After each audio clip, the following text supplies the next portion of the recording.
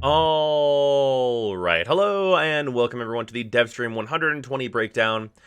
Finally, my apologies for not getting this video out yesterday, but there were extremely poor decisions on my part, a 16-hour stream, followed by family stuff that I absolutely needed to take care of no matter what, followed by me passing out from not sleeping. So, my bad. I'll try not to have that happen in the future. But let's jump in to the Devstream breakdown. So today we saw pretty much everything that we really wanted to see about Baruuk. There's pretty much no question about what this Warframe is now. So we're going to go over his passive through 4th power and talk about what we saw, basically. So starting with his passive, and by the way, Baruuk looks like this for anyone who missed it. Starting with his passive is an edge meter, and no, he is not an edge lord. This is his, like, being pushed to the edge as a pacifist meter. Kind of a weird concept, but that's what's up. This is going to give him damage reduction, and it is also used as fuel for his ult. We'll get into that when we get to that, but his first ability is called Elude. It gives him damage evasion in the direction that he is looking in kind of a cone, and that's... I mean, it seems like a decent one ability, and this will build meter. It didn't seem particularly useful for survival at any kind of higher level, and the meter seemed to build rather slowly, but there's not a ton you can really ask of a 1. As for his 2 is Sedative. It's a radial sleep that takes time and lingers for a little bit to catch more enemies in its AoE, and this will give bonus finisher damage and also will build meter. This seems like it is basically what Revenant's 4 was going to be, but has probably lower base stats. It's a weird one. I mean, it'll build meter, so hopefully the meter building is good. And then his 3 is Subdue. This is straight up, it is a Nova 1, so it gives him damage reduction when it's on, and it has like little projectiles floating around him that will go and hit enemies. When they go and hit enemies, it disarms them and then does damage based on like removing their weapon. And these will go out and go to all allies in radius. Like, it will like distribute them to allies that are nearby you, so you can keep casting and have all your allies have these.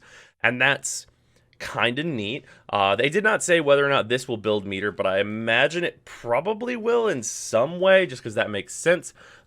This ability seemed like good. It seemed like a thing you would just have on all the time, and you would probably just want it mostly there for the damage reduction, and I guess the disarm might be useful sometimes. And then the main thing, which is going to definitely be the main attraction of him, is his Savagery Fists Exalted Weapons. So these look pretty cool. They're basically like big energy waves that he's shooting out and like launching enemies all over the place. They said his combos are going to do different things, but based on how they were described, it seems like the block combo pulls enemies in towards him, and all of the other ones push enemies away from him, whether that is like up or outward. So it seemed really cool, and the spin attack looked awesome, but whether or not this is going to have like good damage, we don't know, like whether or not it'll actually be useful, like all these kinds of things. Like, it seemed like my impression was that his 4 was going to be good, but not like incredibly like insane in any way, really. So it seemed like he's like really metered out. He seems like a Warframe, like just based on the powers, he seemed like a Warframe that should be available really early, because he didn't seem super complicated, and he just does the thing and is maybe not gonna be more than he is at face value, I guess. So overall, he seems alright. But whenever they showed him at higher level survival stuff at like level 40, and I say higher level and level 40 in the same sentence, I know, but for Warframe that is actually higher level content, it seemed really easy for him to die. However, I think there was only like a redirection mod on him, and that's not really a mod that I can use to assess if a Warframe is tanky or not, because I would never use redirection as a defensive mod on a Warframe ever.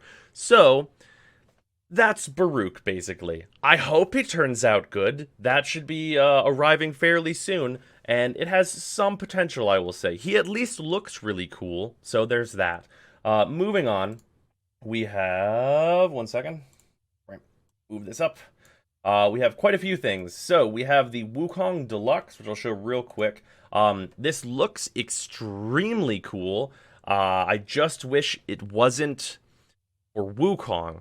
However, thing they did say is that Wukong will, at some point, when the stars align, receive a rework. So that is at least giving me some hope that this skin will see use in a wide capacity.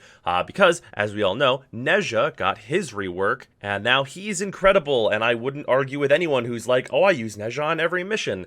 So, if that same treatment can be given to Wukong, without obviously making his powers like identical to Nezha, just giving him a really solid rework, that would be really nice for Wukong.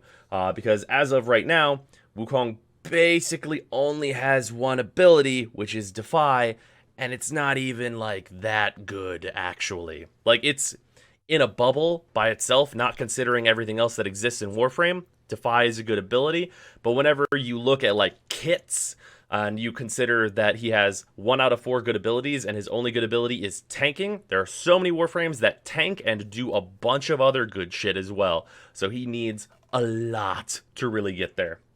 Moving on, though, we also got the information that the Arcwing guns on land are coming with Fortuna Part 2, and based on what they said, it seemed like we would have to use our Arcwing guns on the Orb Mothers.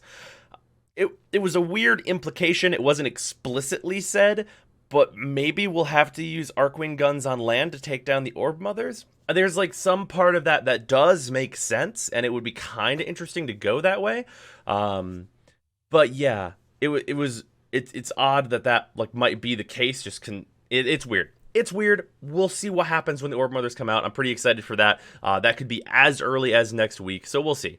Also, things coming up that I very personally am excited for and will be getting immediately. Like, just take my money. I'm throwing it at you. Just give me the MESA Prime.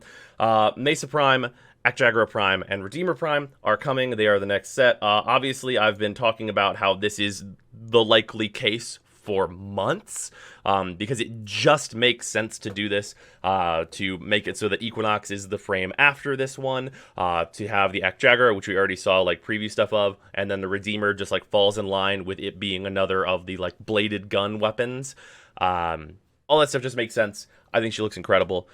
She's a little bit different than I maybe imagined she would be. She's got yeah, I'm not going to go into it. She looks incredible. I can't wait. I want to fashion this character. I want to play this character. I need to give her to Forma. All these things. Very excited. Moving on, though. Moving on from my intense excitement about MESA, let's talk about Nyx and Titania a little bit. So Nyx and Titania have received a dev workshop talking about some changes to them, and I'm not going to go into that now because it deserves its own video, straight up.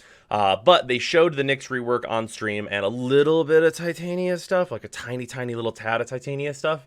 The Nyx rework stuff seemed potentially interesting, but a lot of it's going to depend on what, like, the final numbers are. And I basically need to play it myself in order to see if it's going to be, like, really any good. My initial feelings are that it will be good for, like, a solo player. They'll have a lot of fun with it, which is fine, but it won't actually be very useful. And that's fine. Like, some Warframes are just going to be like that. Like, conceptually, at this point, for where Warframe is, Nyx kind of can't be, like, a meta, amazing Warframe, because she's not a, like, turbo murderer. She's mind control and tricksy business. So, Nyx might end up in a place where she's considerably better, but that still doesn't matter a whole lot because her theme doesn't really mesh with what we want to do in Warframe right now, and that might change even further down the line. So, we'll see what that is whenever we get to it, or get into it whenever it's actually out. And then as for the Titania rework stuff, we heard that she is going to be also, in addition to the other changes that were previously talked about in the workshop, she's also getting more energy, which honestly will help Titania a lot. One of the biggest problems that Titania has is that she's a Warframe that wants to spam abilities, and I mean spam. So having more energy is kind of required, just because it's, like, actually factually spamming. Like, if you're going to be using Titania, chances are you're using her 4 augment, and you need to cast abilities constantly to keep that buff up. So having more energy, that stuff's just going to be real nice for her. And then, of course, for having having a better energy economy, it's going to help whenever she has vacuum applied to her 4, because it'll make it easier for her to pick up energy orbs without, like, slamming her nose into the ground. So that'll be nice as well. So that is going to do it for the Devstream 120 breakdown. Apologies again for it being late. That will very likely not happen again, at least not for months. And I will see you tomorrow.